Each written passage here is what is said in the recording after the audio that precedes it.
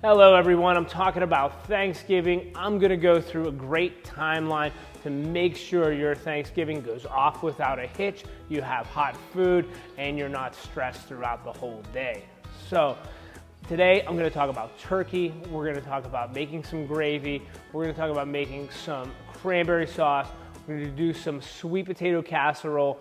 So the first item we want to talk about is really to kind of keep organized, keep your list, get your papers, get it all ready so you know exactly what you're going to do in your game plan. So today I'm going to run through a whole timeline of exactly what you need to make it a breeze. First and foremost, we have the menu here. We talked about it, but we want to get a nice grocery list.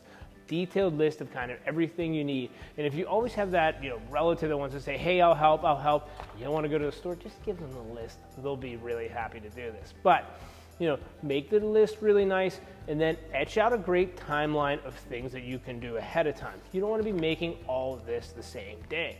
I always talk about casseroles and sides to individuals and customers, and I say, here's the deal. You can get away with about 2 days. Even a scalloped potato, a sweet potato, things like that can be made, can be ready to roll in a nice casserole, refrigerated, wrapped tight in your refrigerator, can sit for up to 2 days. So write that one down. It's really gonna help you out. Same thing with gravies and sauces. Things like this, like cranberry sauce and gravies, can be made ahead of time. We can actually have that wrapped up as well. And then once our Thanksgiving turkey comes out and we want to use some of that fresh juice and broth, we can add that in to fortify the sauce right before we heat it and go.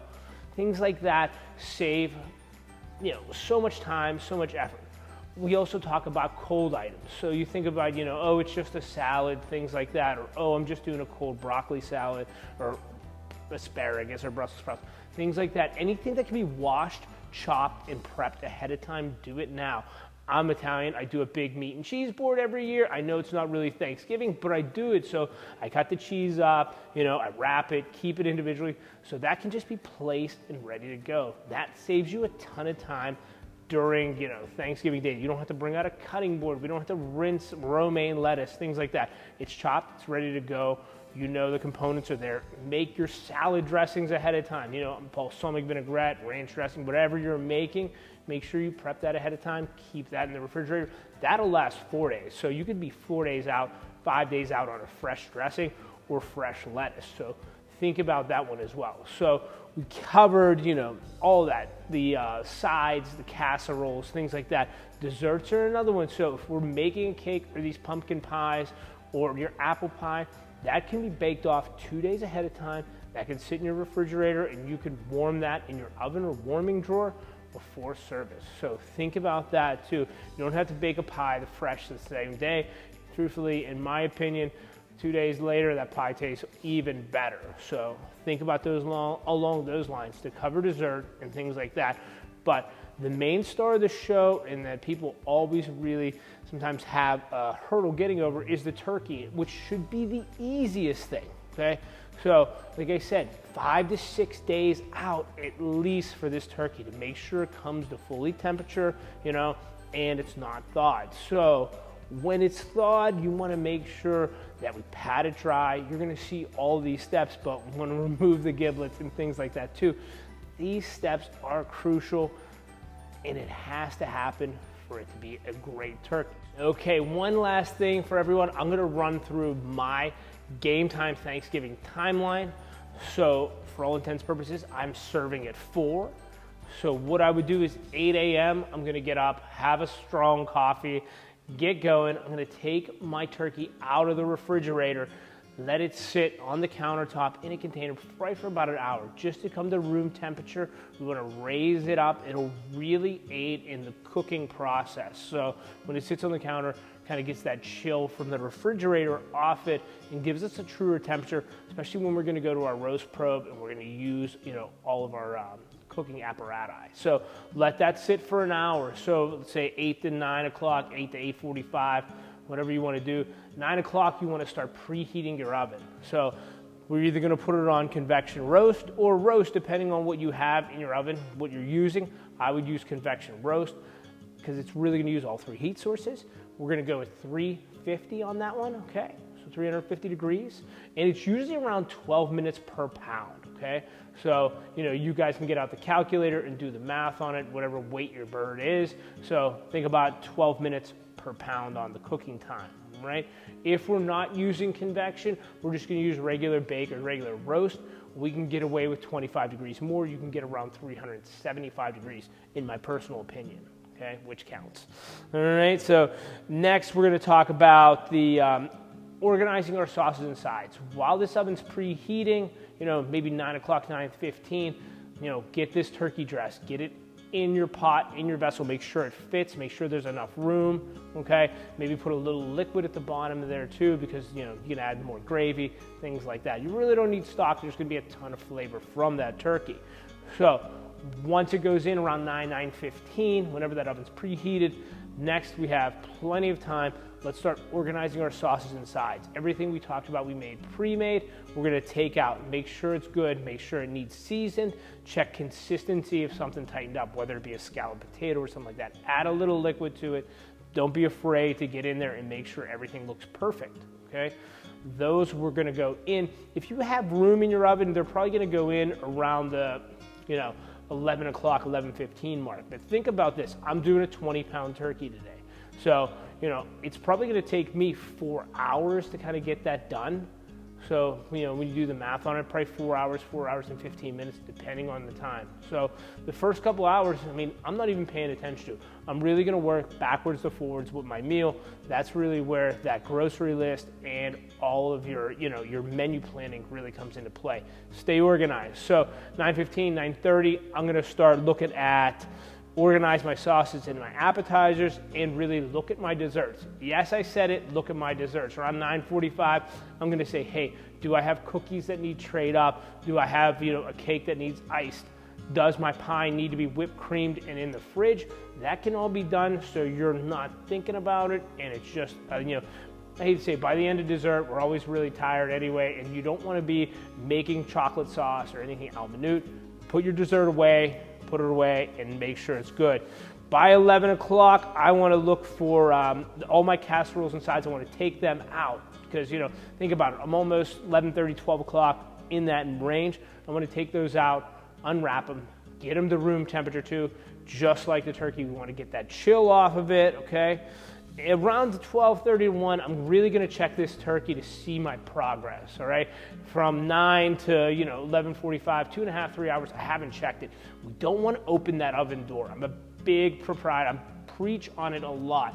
Every time we open that oven door, we're losing 175, 200 degrees. So the oven has to go to preheat. That just makes everything cook a lot longer, okay? So around the 12 o'clock, 12:30 mark, we're gonna look at it, check for browning, check for consistency. We know it's not gonna be done in the center. You can get a probe, check in there, see where you're at, but around 12:31, we're gonna look for around 120 degrees to be on that 120 degree mark. With that being said about time and temperature, 165 is where we want to go for, all the white meat, the breast meat. 170 for the dark meat is ideal. Anything over that, a lot of people cook it a little bit more, a little bit less, but 165 is the bottom. We have to hit that temperature. Let's make sure we hit that temperature, okay? Next, we talked about the sides, things like that. You want to start building into your appetizers around the 12:30, 1 o'clock hour. Make sure you tray up your cold appetizers. Make sure you tray up the hot ones that have to go in the oven, because once this turkey comes out at 2 o'clock, that's really where we're going to fire. The oven's nice and hot, okay? Once it hits that 2 o'clock mark, you're like, hey, 2 o'clock, we're not going to serve for 2 hours. But this turkey's going to hold. We need it to rest at least 45 minutes to an hour. So backup plan that. So 2 o'clock, my turkey's coming out, okay? What's the first thing I'm gonna do? I'm gonna fire the items that hold the most. My casseroles, my sweet potato casserole, my green bean casserole, my potatoes, my mashed potatoes, scallop, anything.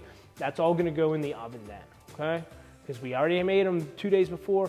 They're gonna take 30 to 45 minutes. So turkey stays tented, put some aluminum foil, put some wrap over it, just to hold, because it's really gonna take another hour for that turkey to kind of come back so all this great juice and all this hard work doesn't run out, okay?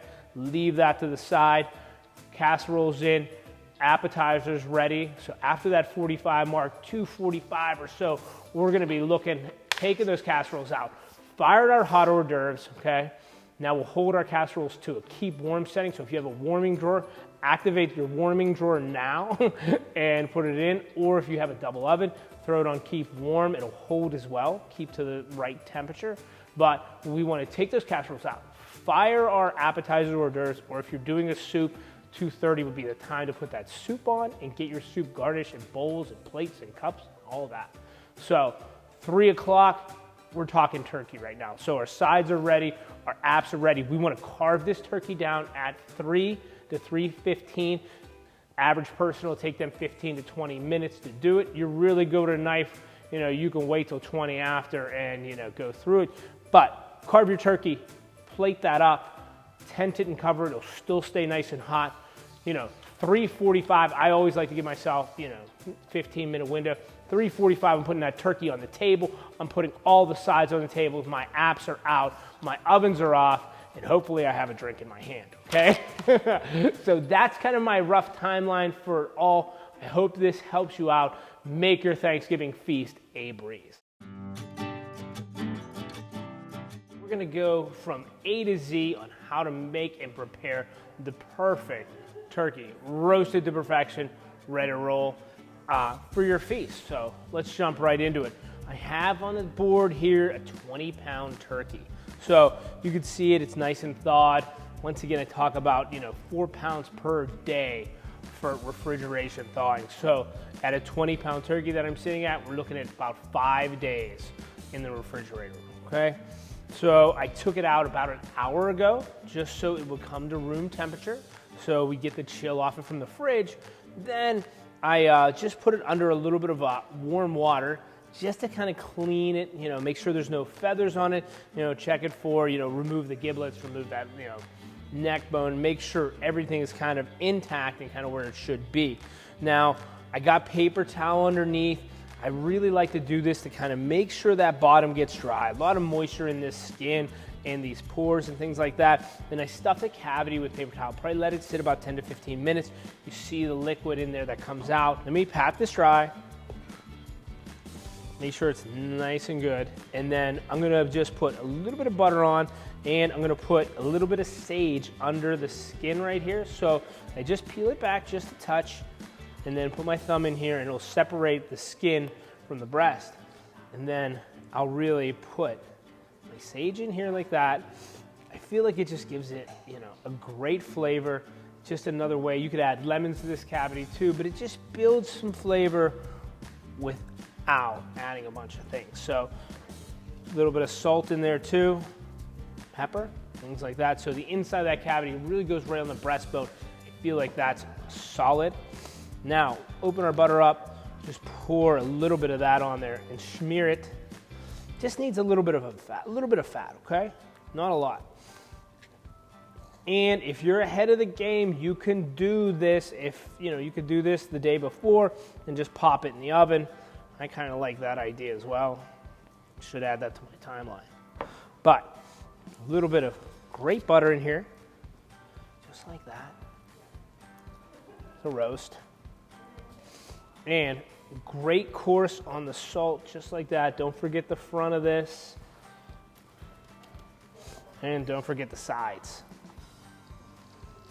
All right, so we'll finish with this poultry seasoning. Give it a good coating on this. Okay, turkey seasoned, roast probe in hand here. So I always find it easier to do it here than the oven. You have your workstation, you have plenty of room. So we're gonna put our roast probe in, and it really has to cover 80% to get a true and accurate read, okay? So we wanna take it right here. See how the breast is right here, thickest part, right in there. Just like that, it feels perfect and ideal. Next, we're gonna transfer this right to our roasting pan, and we're gonna plug our roast probe in our oven, okay? Whatever apparatus you're using, if you don't have a built-in roast probe at home, I suggest, investing in one. I'm sure there's different brands and things like that, but it's ideal to keep it accurate temperature. You don't keep opening the oven door, because that's when we lose the heat, take forever to cook. Perfect. Come on, my friend. There it is. Right on the roast probe, right in the roasting pan, headed to the oven. Okay, everyone, we're at the oven. We have it preheated, ready to roll. We're gonna open the oven door, pop our turkey in. Right, thank you. Here's our turkey. We're gonna put it on the bottom rack right here. So we're gonna look at our Roast Pro, nice and easy. I'm just gonna pop it up here, plug it right in the wall, wherever yours is located. Okay, so it'll say close the door like this. But let's talk about where our setup is. So the best way, and for Thanksgiving turkey for any weight, is really gonna be on that bottom rack. For here in this wall oven, it's ideal because you can see that convection fan right there. It's really in the middle of the top of that turkey. So we're gonna see that great convection air fly right through that turkey. Make sure it's even and golden brown. So we're really gonna see, you know, kind of the sweet spot, I like to call it. And what I like to do is here, I like to put the rack at the very bottom. I like to put a rack on top too, just in case you need to roast something off really quick. Kind of oven utilization here. So, you know, if you're only down to, we have two here, but if you're only down to one oven, you know, maybe put this guy down a rack, see if you can squeeze something in there in the cooking process. Just make sure, you know, you don't overcook anything. So we have our Roast Probe in, the oven set on convection roast at 350. So let's adjust our Roast Probe. For this, we want to be at an internal temperature of 165 degrees. So we'll hit the check mark. So the internal temp's 32 degrees now. We'll just hit the light, and all we gotta do is watch it. The Roast Probe will beep when it hits temperature and go down to a low setting so we don't overcook it. So let's go. Okay, everyone, we're gonna go over sweet potato casserole. We're gonna start from the top to the bottom, how to do it, you know, in your nice oven, and, you know, make a great casserole that everyone will enjoy. So I have about 5 pounds of potatoes here. There's a slew of ways to cook these potatoes. You could peel them, boil them, things like that. But I like roasting them in the oven, kind of roasting them in the skin. Keeps that moisture in, kind of keeps the flavor, and I think I get a little bit better texture this way. With that being said, preheat your oven to convection roast, 375 degrees. It's kind of when I'm using the oven, I like to use them, especially with potatoes and things like that. We're gonna get that top heat on these potatoes, that bottom heat. Convection fan is really gonna fly in, and the convection fan really comes to play with these sweet potatoes because not everyone is the same size. Convection roast, really nice, gonna make that really flow. And let's just let these roast. So till they're for tender, depending on, you know, how sized, I would say 45 minutes or so. So let's get these in the oven. Okay, oven's preheated to 375 degrees. Sweet potatoes are gonna go in, and roughly they're probably gonna take about 30 to 45 minutes, okay? Till they're fork tender.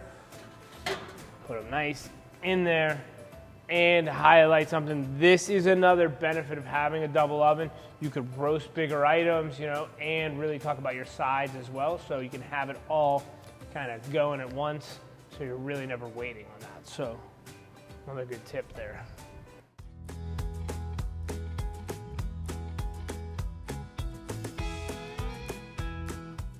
Okay, sweet potatoes are out of the oven. I just have a warm towel on them. So I'm gonna take them, steamed up really nice. We're just gonna peel back, take a paring knife, kind of cut this in half, just like that. Kind of use a towel just in case, because it is hot. It's gonna be hot. So use a back, nice spoon. We're gonna pop it right into our galley built-in bowl here, or any mixing bowl if you want. Okay, all of our sweet potatoes are in. We're just gonna mash them up slightly with the back of the rubber spatula here. Can you chop it up? We have all of our seasonings built right into the galley. We're gonna go in with some brown sugar. Reserve a little bit for the top. Salt and pepper, okay? Vanilla. So it's like, yeah, let's say 1/4 teaspoon of salt and pepper, tablespoon of vanilla, 1.25 cups of brown sugar, and we're gonna put 3/4 of a stick of butter in. We're gonna leave a little for the top to cream out. Secret ingredient, you can use cinnamon. We're using pumpkin pie spice right now. 1/4 teaspoon of that. Really makes this, okay? And we'll put in our tray. All right, put this down, okay? Just spread this out nice and thin, evenly. Marshmallow City. Put our marshmallows down. We're just gonna put brown sugar right over it. Kind of cover it. This is gonna go in convection broil right now at 550 degrees. So what the convection broil is gonna do, really heats up that broiler element.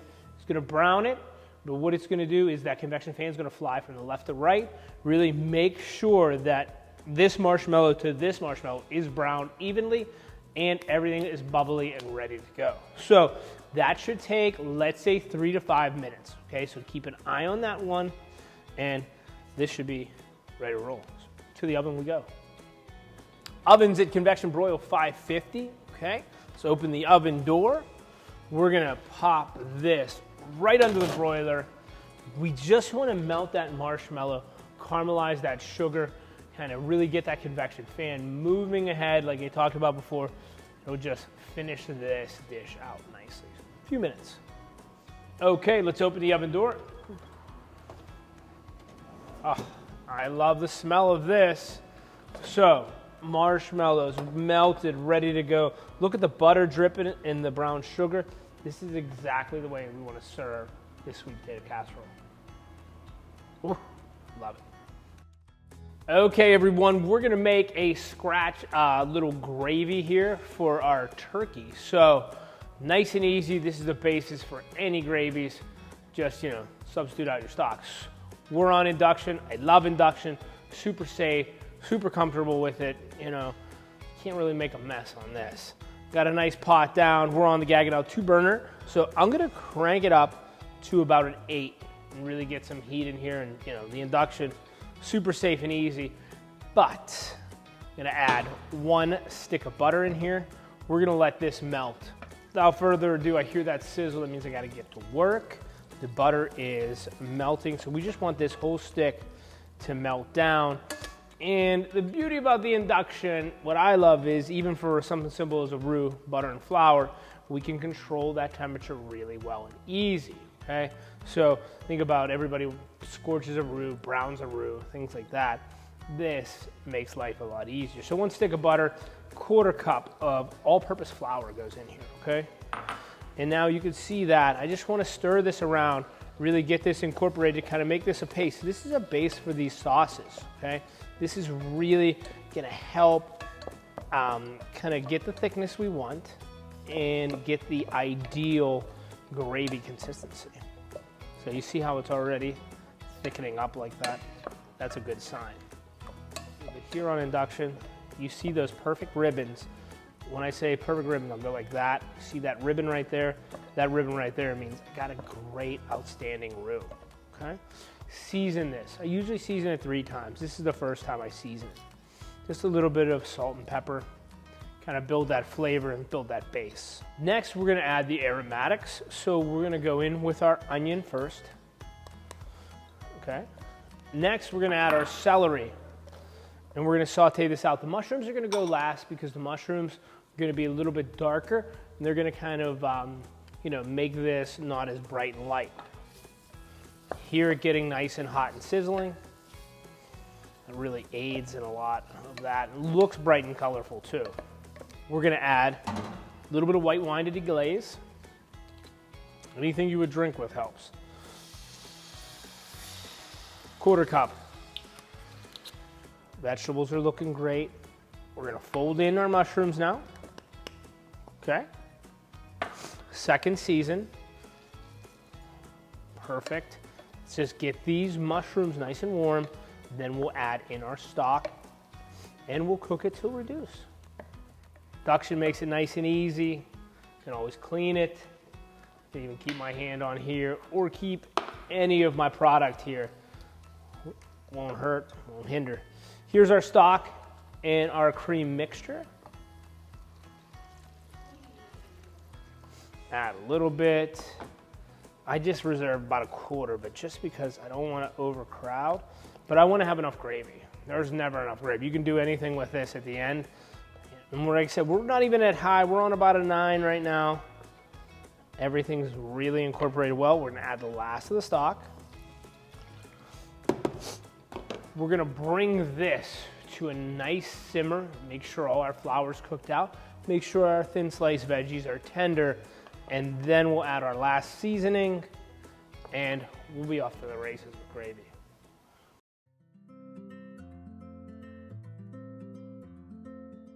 Sauce is boiling really nicely. Look at the thickness and consistency. This is what we want to say. Gravy is nappe. It means it sticks to the spoon. I can move my finger through and it doesn't move, left or right. That's a good gravy. So taking it down to a nice 2 or a 1. I got it on 1 here, just a hold. Okay. Finish it with a tab of butter, a little bit more of the salt and pepper, and a little bit of fresh sage. Kind of fold it in, and the butter leaves a little shine on the end, gives it a nice little cream. Making a homemade cranberry sauce right from scratch, nice and easy. Don't be overwhelmed. It's super easy. It'll take a few minutes to do. We're on the induction, so we got the 2 burner. I'm gonna turn it on. I'm just gonna take it up to about a 9 to get it nice and hot to start with. Taking this water, putting it in. All right, that's probably, it's about 2.5 cups. And then to that, I'm gonna add brown sugar, about 2 cups of brown sugar in here. To that, I'm gonna add 2 cinnamon sticks, okay? A little tablespoon of white vinegar, kind of neutralizes it with the acid. You'll kind of see it all come together in the end, all right? Touch of vanilla, just because it's vanilla. We're great. We're gonna put 4 of these orange rinds in here, just to peel, kind of get that orange zest in there. Really helps out. We're gonna juice 2 oranges in here. I like the orange in here. It adds a nice fresh one, okay? You can split it up, half orange, half lemon, if you want. Next, we're just gonna add a couple shakes. This is pumpkin pie spice, kind of brings it all together. You could use just regular cinnamon too, but I'm talking a little teaspoon of that. And just a pinch of salt and pepper. Salt kind of brings out all the sweet, makes it really nice as well. So we're gonna bring this to an 11, bring it up to a boil, get it going, and then we're gonna put in our cranberries.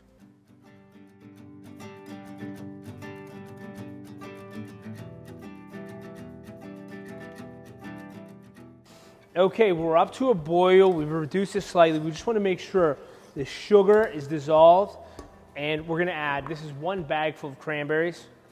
So we're gonna put this in, and we're gonna stir it. Now we're gonna listen. Here's the key to this sauce. Get everything coated. We're gonna wait to see when they start to split. Once they start splitting, you'll see just a white ring around them so that we know that they're opened up. That's when we're gonna reduce it, and that's when we're gonna start to stir and gradually keep the temperature down so it thickens up and turns into a sauce. Hear the pops? That's a good sign.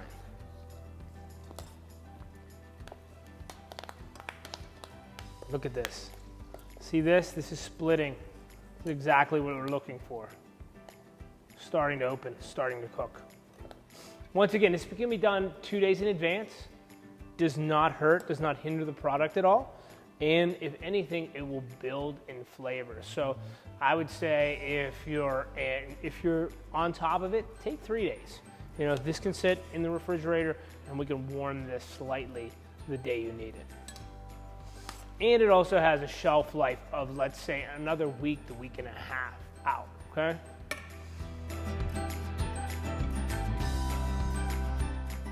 Okay, so we brought it up to that boil, we got it down now. Look at the cranberry right now, nice and soft and tender. Great color, great look on this. All finished. I would just let this come down, and once it cools, it's gonna be a very nice thick consistency. So quick, easy cranberry sauce, made in a matter of 5 to 7 minutes on induction.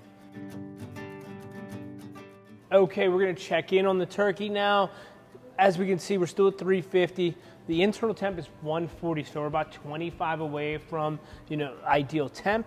This is when I talked about, you want to check it, look at the color, look at the overall appearance of it, see if we need to tent it to kind of shield it from a little bit of a heat. We're still on that convection roast. Open it up.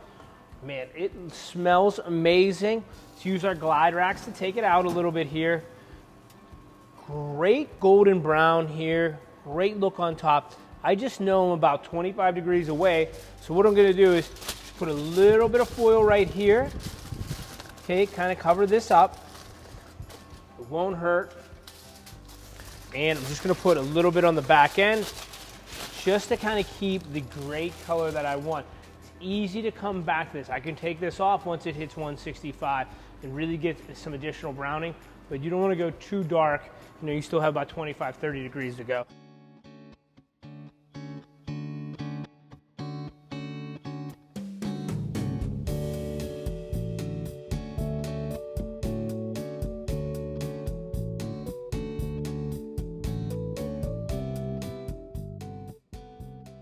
Turkey's rested about an hour and 10 right now, just because I was finishing up a few other things, but it looks great. It's great to the touch.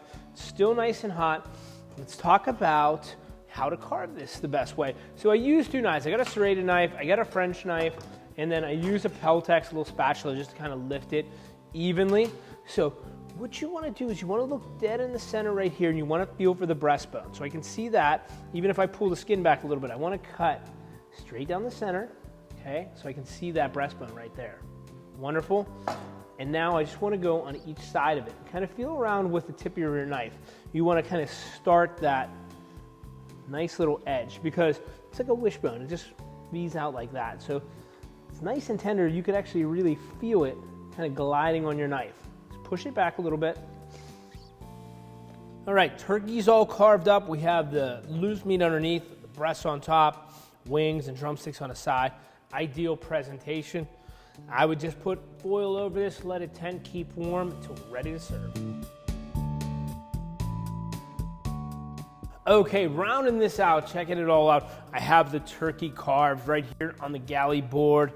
I got the cranberry sauce to the right, got the cookies that look amazing, the sweet potato casserole, gravy over there. I'm gonna take it all and put it all together right on this cutting board, kind of finish this out so you can see, you know, an amazing little Thanksgiving feast right here, okay? Let's start off with our gravy. So I'm gonna take this, just get a cup, like a nice ladle of this.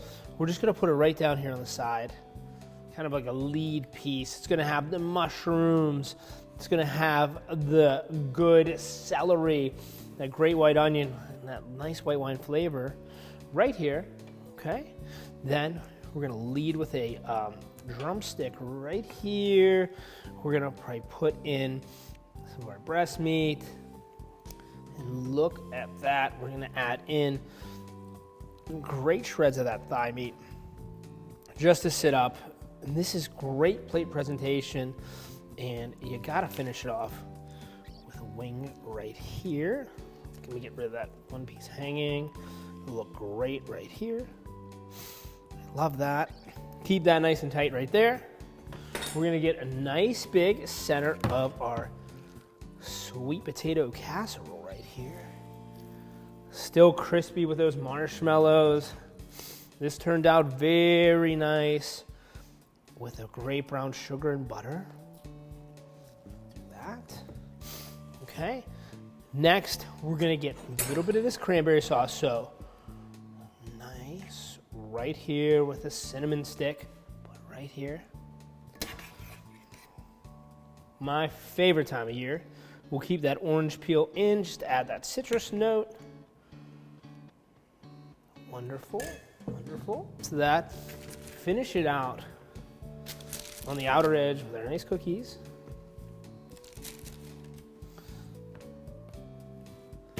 Great pile around. Wow. One more. Little hint of gravy to go right on top.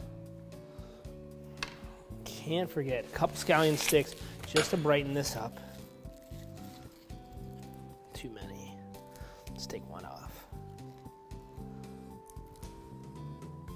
This is a platter fit for a holiday king. All the great sides, everything we did here today. So hope you enjoy this, and I will be diving into this momentarily. Thank you so much and enjoy.